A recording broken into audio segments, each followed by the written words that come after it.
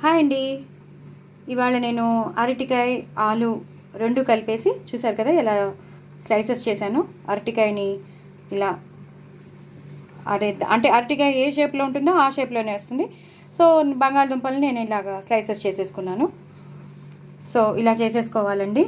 చేసేసుకుని చక్కగా అంటే కొన్ని అరటికాయలు ఉన్నాయి, మీకు తెలుసు కదా. నేను మొన్న దీని మీద ఒక వీడియో కూడా నేను షేర్ చేశాను అనమాట. ఏం చేయాలా అర్థం కావట్లేదని.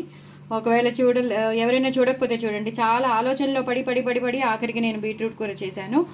సో ఇంకా ఎన్నాళ్ళని దాస్తాను, సో దాచలేను కదా. సో ఉన్న వాటిని యూటిలైజ్ చేసుకోవాలి కాబట్టి నేను ఇలా అరటికాయలని ప్లస్ బంగాళదుంపల్ని ఇలా స్లైసెస్గా తరుక్కుని, అరటికాయలు ఏమో చిన్న చిన్నవి మీకు చూపించాను, అసలు సరిపోవు. సో అందుకే నేను ఇవన్నీ కలపాల్సి వస్తుంది. ఇందులో నేను శనగపిండి వేశాను, అలాగే పసుపు వేశాను, జీలకర్ర వేశాను, కరివేపాకు వేశాను. సో ఉప్పు నేను బాగా వేగిపోయాక అప్పుడు ఉప్పు కారం వేసేస్తాను అనమాట. సో మీకు చూపించడానికని నేను చేస్తున్నాను. సో ఇది శుభ్రంగా కలిపేసుకోవాలి. ఎలాంటి నీళ్లు ఏం వెయ్యక్కర్లేదు, దీనికి ఉన్న నీరే సరిపోతుంది అనమాట. సో కరివేపాకు, జీలకర్ర, పచ్చిమిరపకాయలు, పసుపు, అంతేనండి. శనగపిండి అంతే, ఇంకేం వేయక్కర్లేదండి. నేను ఇది ఫ్రై చేసేటప్పుడు మీకు మళ్ళీ చూపిస్తాను. చూసారు కదండి, నేను మొత్తం అంతా కలిపేసుకున్నాను. సో ఇలా అయిపోతుంది అనమాట. అస్సలు వాటర్ పోయక్కర్లేదు.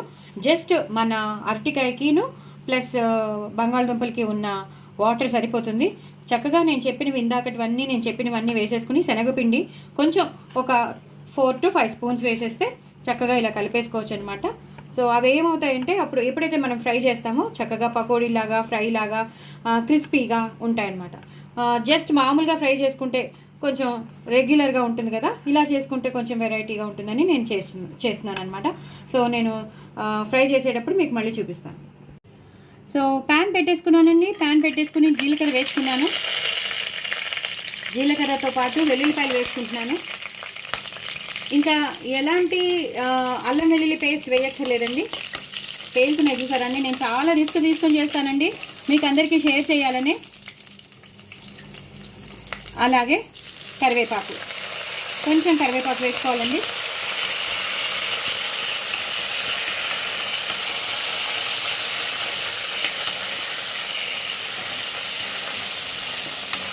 సో ఇలా వేగాలి. బాగా వేగిపోతే పచ్చిమిరపకాయలు మనం అందులోనే వేసేసుకున్నాం కాబట్టి ఇక్కడ వేసుకోక్కర్లేదు. ఎలాంటి అల్లం వెల్లుల్లి పేస్ట్ అలాంటివి ఏం వేయక్కర్లేదు.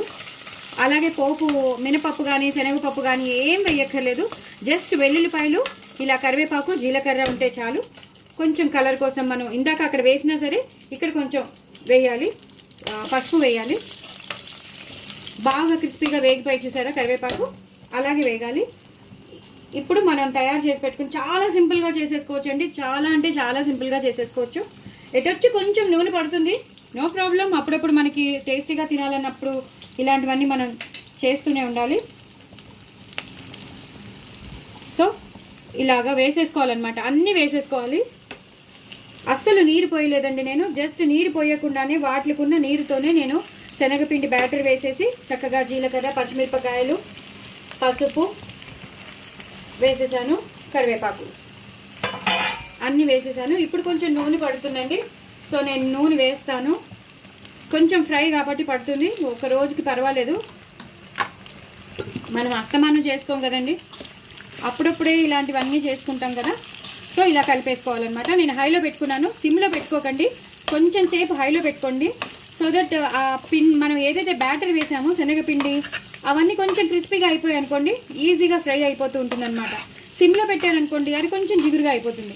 కొంచెం హైలో పెట్టుకున్నారనుకోండి ఆ బ్యాటర్ మనం ఏదైతే వేసామో అది క్రిస్పీగా తయారయ్యి వేగడానికి చాలా ఈజీగా ఉంటుంది అనమాట.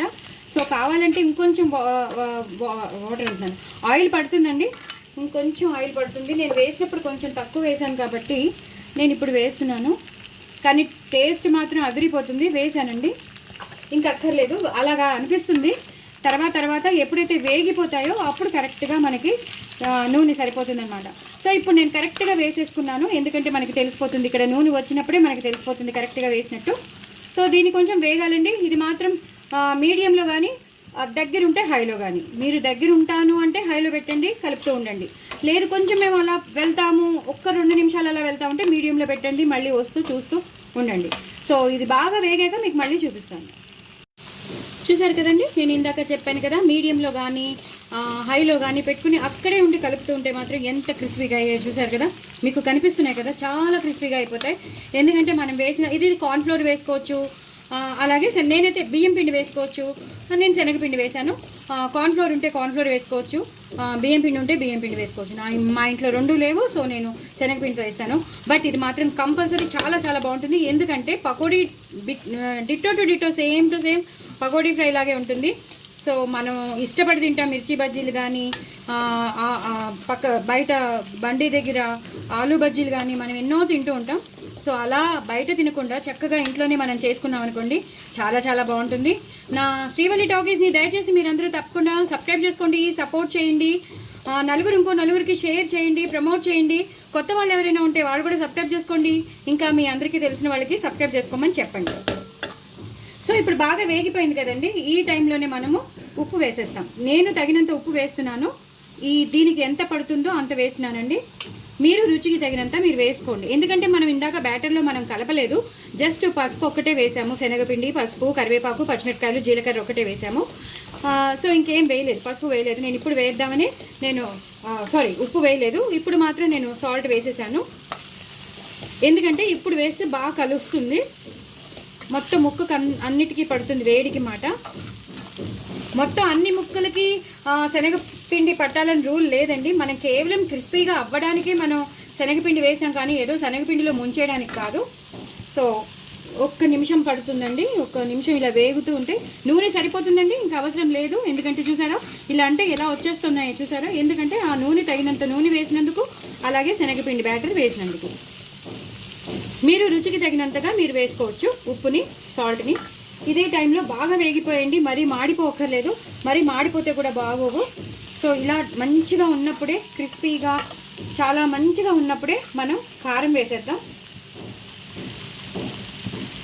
1 స్పూన్ కారం. మనం ఇందాక కారం వేయలేదు కదా బ్యాటర్లో, అందుకు 1.5 స్పూన్ కారం. ఎందుకంటే పిల్లలు కూడా ఉంటారు, ఇష్టపడి తింటారు కాబట్టి చూసి తగినంత చూసుకుని మీ కారాన్ని బట్టి, మీ స్పైసీనెస్ బట్టి మీరు వేసుకోండి. కానీ ఈ మాత్రం కారం ఉంటేనే బాగుంటుంది. ఇది సైడ్ డిష్గా కూడా పనికొస్తుందండి. పప్పు చేసుకున్నప్పుడు కానీ, సాంబార్ చేసుకున్నప్పుడు కానీ, రసం చేసుకున్నప్పుడు కానీ, ఇలా సైడ్ డిష్గా తినేవాళ్ళు సైడ్ డిష్గా తినచ్చు, లేదా అన్నంలో కలుపుకునేవాళ్ళు అన్నంలో కలుపుకోవచ్చు, అద్దుకోవచ్చు, ఎలా అంటే అలా తినచ్చు. మల్టీపర్పస్ అండి, చాలా చాలా చాలా చాలా టేస్టీగా ఉంటుంది. చూసారు కదా ఎంత క్రిస్పీగా అయిపోయాయో. ఇంకొక నిమిషం ఇలా ఉంచాలండి, ఒక 2 మినిట్స్ తర్వాత మీకు మళ్ళీ చూపిస్తాను. సో ఇలా క్రిస్పీగా అయిపోతాయి అన్నమాట. మనం ఉప్పు, కారం అన్నీ వేసేసాం. లాస్ట్ ఫినిషింగ్ టచ్ మాత్రం కొంచెం గరం మసాలాతో ఇస్తాం. కొంచెం మనకి తగినంత గరం మసాలా వేసేసుకుని, నేనైతే 1/2 స్పూనే వేసాను. 1/2 స్పూన్ కన్నా తక్కువ వేసాను, కొంచెం ఆ ఫ్లేవర్ రావడానికి. ఆ గరం మసాలా ఫ్లేవర్ వస్తుంటే ఏదో రెస్టారెంట్లోనూ, హోటల్లో, పెద్ద పెద్ద హోటల్స్లో తిన్నట్టు, 5 స్టార్ హోటల్స్లో తిన్నట్టు వస్తుంది కదా, మనకి ఫీల్ రావాలి కదా. ఎవరికైనా సరే ఫీల్ వస్తేనే ఏదైనాను. సో మీరేం చేసుకున్నారు నా కామెంట్ బాక్స్లో పెట్టండి. మీరు తప్పకుండా ట్రై చేయండి. ఈ ఛానల్ని సబ్స్క్రైబ్ చేసుకోండి, శ్రీవల్లి టాకీస్ని. మీరు తప్పకుండా ట్రై చేసి నా కామెంట్ బాక్స్లో పెట్టండి, చాలా చాలా బాగా వచ్చింది అని. ఎందుకంటే అంత బాగుంటుంది. సో మీరు ఎక్కువ అరటికాయలు ఉంటే యాస్టీజ్ అరటికాయలతోనే చేసుకోవచ్చు, యాస్టీజ్ ఆలుతో చేసుకోవచ్చు. తక్కువ అరటికాయలు ఉన్నాయి కాబట్టి నేను 2 కలిపేశాను. లేకపోతే సింగిల్ వెజిటేబుల్తో కూడా మీరు చేసుకోవచ్చు. అంటే ఓన్లీ అరటికాయతో చేసుకోవచ్చు, ఓన్లీ ఆలుతో చేసుకోవచ్చు, ఇలా డబల్గా కూడా చేసుకోవచ్చు. సో 2 టేస్ట్లు మనకి తెలుస్తాయి, చాలా చాలా బాగుంటుంది. లాస్ట్లో కొంచెం కరివేపాకు వేసేయడమేనండి, అంతేనండి, అయిపోయింది. మీరు కూడా తప్పకుండా ట్రై చేయండి, చాలా టెంప్టింగ్గా ఉంది. తప్పకుండా ట్రై చేయండి, నా ఛానల్ని సబ్స్క్రైబ్ చేసుకోండి. బాయ్ అండి.